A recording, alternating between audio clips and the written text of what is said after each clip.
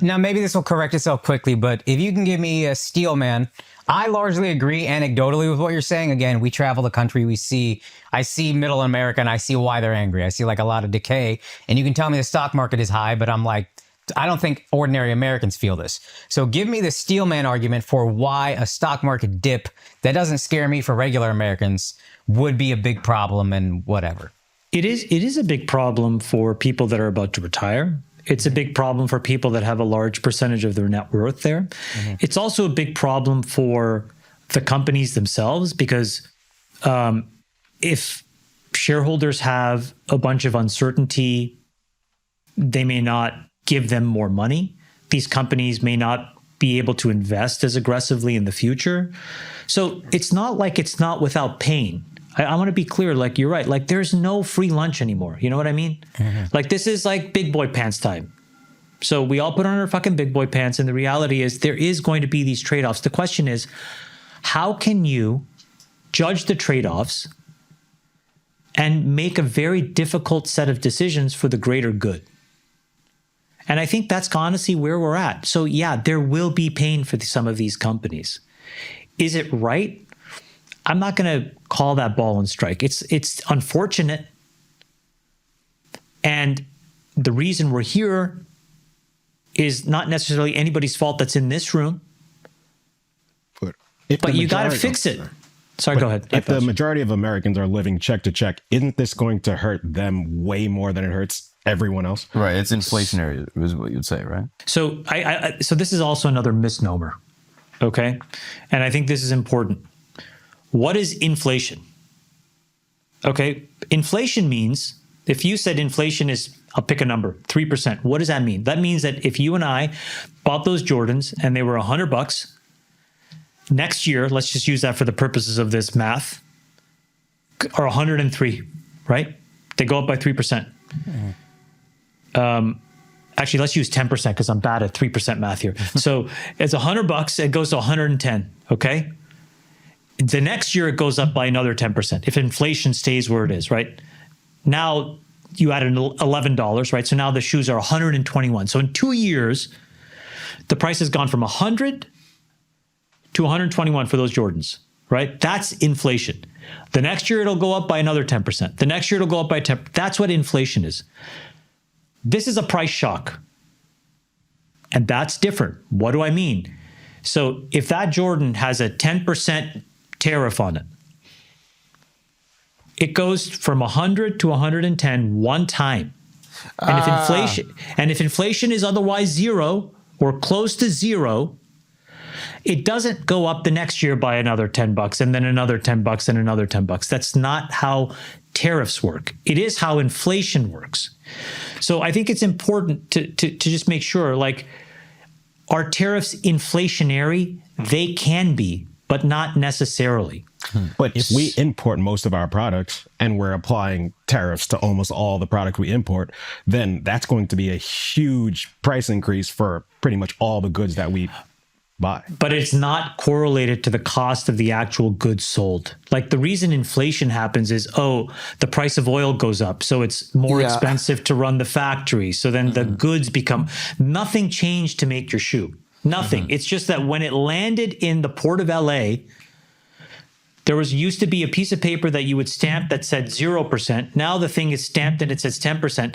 The actual cost of making this thing has not gone up. Yeah, but Nike's going to pass that cost on. Pass the cost he's not to the saying consumer. he's not saying that the cost doesn't get passed on. Yeah. So let's say it's a one-time pass through. So let's say in the first year, it's going to hurt tremendously. Yeah. Nobody's saying it won't hurt, but why it's different than inflation. So in the first year, it would feel identical to inflation. In the second year, it would stay the same. Whereas in the second year with inflation, it would continue at that rate. Yeah, and I guess what I'm saying is I'm just concerned about the people who are barely getting by, and now food's going to be more expensive. No, 1,000%. Right.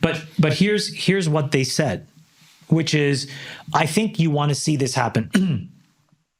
What they said is there's going to be these price shocks. You're right. So year one is difficult, okay? But it could raise upwards of $750 billion a year, okay? You're saying tariffs. tariffs.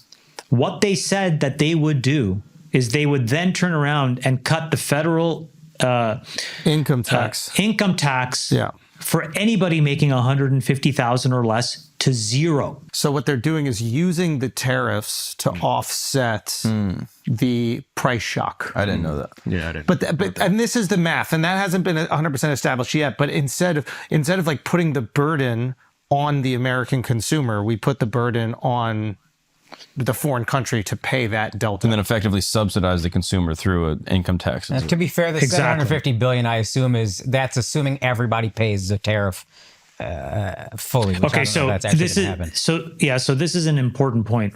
I would say right now it's a moving target, meaning the sharps before Liberation Day, the smart money line was at like 250 billion. Okay. That's Wall Street. I mean, we'll put smart in quotes, but that was their number.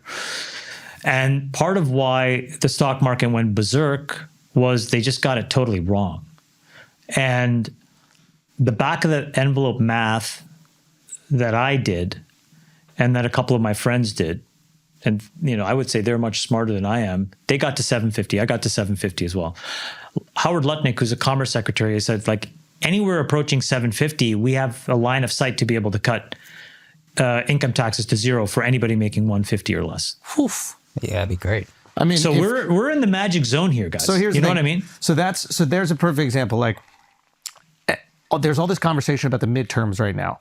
Trump tanks the stock market. People get screwed over by what some people calling inflation, but like the price shock. But if you announce at the end of the year, there's a $750 billion surplus because of taxes, and we're eradicating income tax for people making under $150,000, midterms are going red. I mean, bro, forget midterms.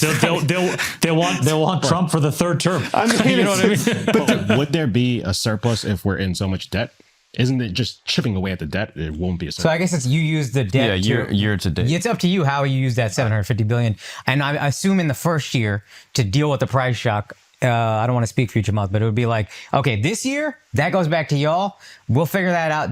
Deal with the price shock. Now that everything is normalized and inflation is down, we'll start using that 750 billion toward the debt. I No, assume. but if you get rid of federal taxes, then you have to keep applying that money to offset. Yes, you would, 100%. But would it not sway voters?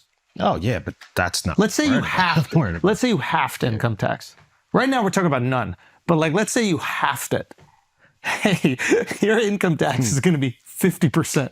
What if your tax guy came to you and was like, "Yo, I got a way to get your income tax down to like 50% of what you normally would pay."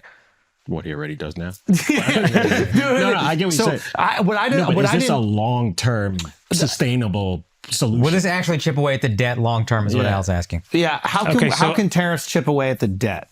I think, Al, the longer term, we need growth in America. How do you really chip away at this problem? You need to make more money.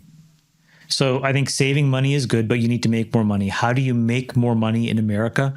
We need to have more people working and getting paid more money.